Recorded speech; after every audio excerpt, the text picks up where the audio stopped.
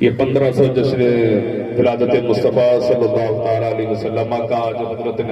حضرت نے انعقاد کیا،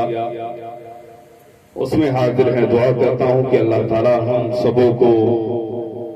آمد مصطفیٰ کے فیضان سے مالا مال فرمائے،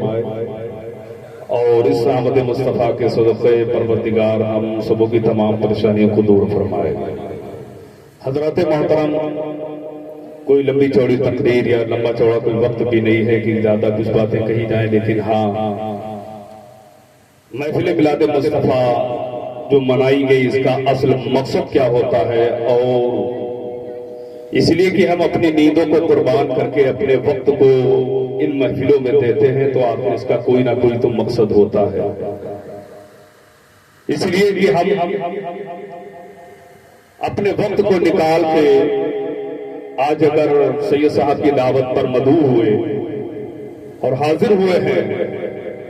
تو مجھے چاہیے کہ کچھ اچھا پیغام آپ کو دے،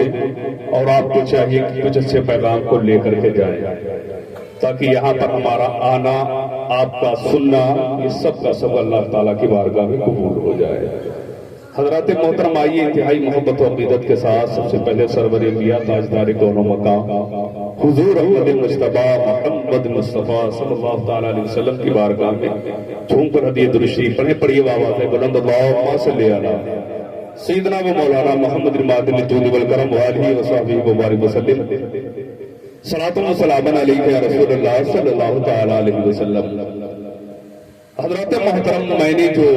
قرآن مقدس کی آیت مبارکہ کو پڑھا،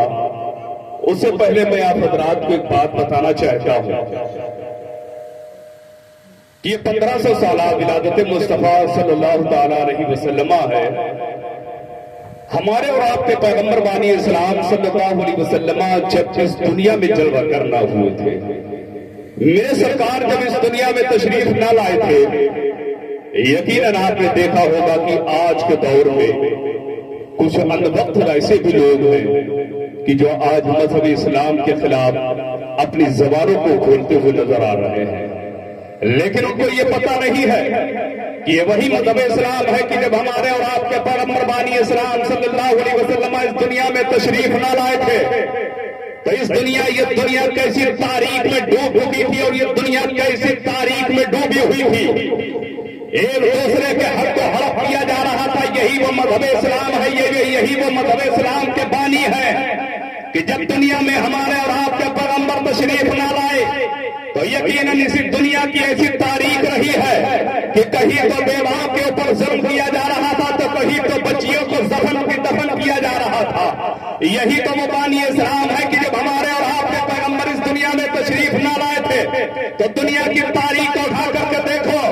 کہ ایک دوسرے کے اوپر کیسا ظلم کیا جا رہا تھا۔ یتیموں کے اوپر ظلم کیا جا رہا ہے، کبھی تو بیواؤں کے اوپر ظلم کیا جا رہا ہے۔ ایسے وقت میں، ایسے دور میں ضرورت اس بات کی پڑ رہی تھی کہ یہ دنیا کبھی تو کوئی اپنی پیشانی، انسان کی پیشانی جہاں دیکھو جس کے سامنے جھکتی ہوئی نظر آ رہی تھی، کبھی تو انسان اپنی پیشانی سے کسی کی عبادت کر رہا تھا، کبھی تو ایسے ماحول میں یہ دنیا تاریخ میں ڈوب چکی تھی، لیکن ضرورت تھی کوئی ایسا انسان آ جاتا کہ آ کر کے اس دنیا کی تاریخوں کو، دنیا کو تاریخی سے نکال کر کے اجالے میں لا کر کے پیش کر دیتا۔ جو ماں کے ساتھ ظلم کیا جا رہا ہے، جو بیواؤں کے اوپر ظلم کیا جا رہا ہے، جو بیٹیوں کے اوپر ظلم کیا جا رہا ہے، ایسے وقت میں ضرورت تھی کہ کوئی ایسا انسان آ کر کے ان کے حق کو، ان کو دلا دیتا آ کر کے، ان کو بیواؤں کو کہیں بیوائی سے اللہ پر جو ان کے اوپر ظلم کیا جا رہا ہے، کہیں تو کسی کا شوہر مر جا رہا ہے، اس کی چتا کو اس کے مرد کے ساتھ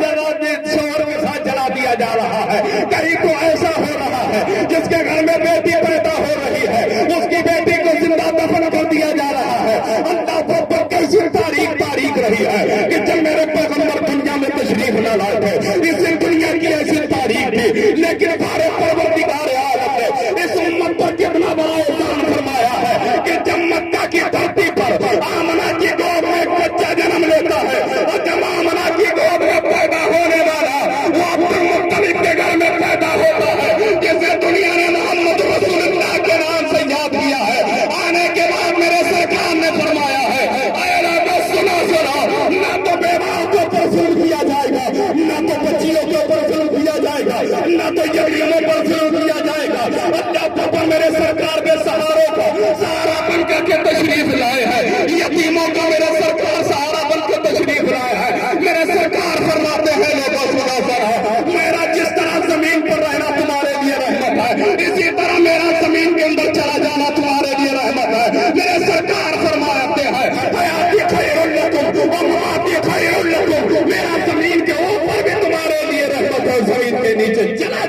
तुम्हारे लिए रहमत।